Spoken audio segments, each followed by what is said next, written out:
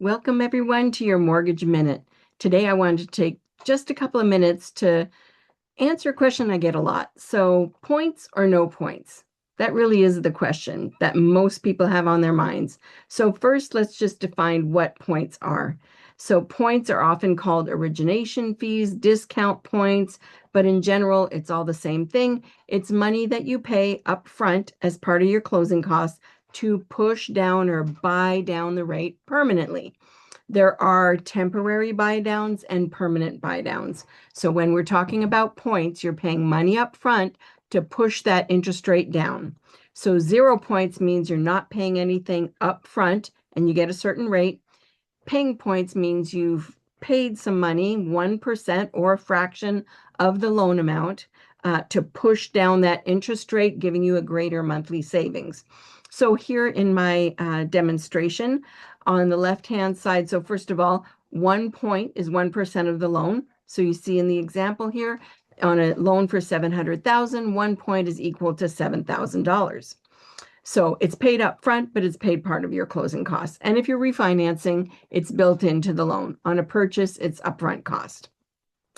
So let's look at an example. On a $700,000 loan, if you are paying 0 points, you're getting 6% 30-year fixed rate.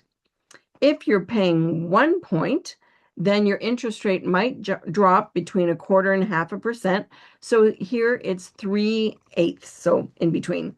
So your interest rate went down 0.375%, and that pushes your loan payment down. So if you're borrowing $700,000 at 6%, your payment is $41.96.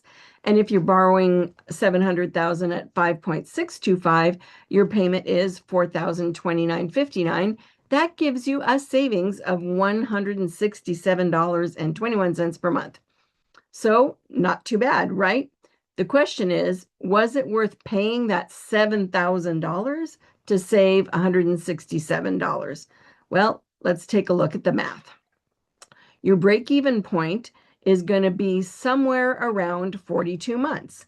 And that's because you take that $7,000 that you paid up front and you divide by the 167 in savings. So if you take 7,000 divided by 167, you come up with 42 months, which is right around 3.5 years. So is it worth it? Does it make sense to right now, June of 2026, pay $7,000 when possibly next year rates might be lower, the year after rates might be lower? Your break-even point, meaning you got your money back, your upfront money, you got it back in those savings every month, you got it back in 42 months, so 3.5 years. So if you're thinking, you're going to have this loan longer, then great. You're making money after those 42 months. You're making your money back. You've paid back the $7,000 to yourself through savings, and now you're saving. It's all free and clear savings, right? So the key is knowing what your plans are. Are you going to move? Are you going to refinance to remodel? Are you a betting person and your betting interest rates will be lower? So all that comes into play. Important to know, right?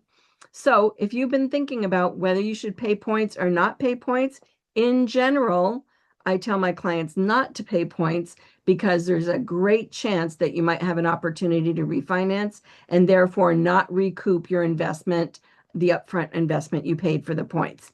So in general, I encourage people to do 0 points. So that's it for today's Mortgage Minute. Feel free to contact me if you have any questions at all or want to do your own analysis with me on your particular loan on a refinance or purchase as to whether you should pay points or no points.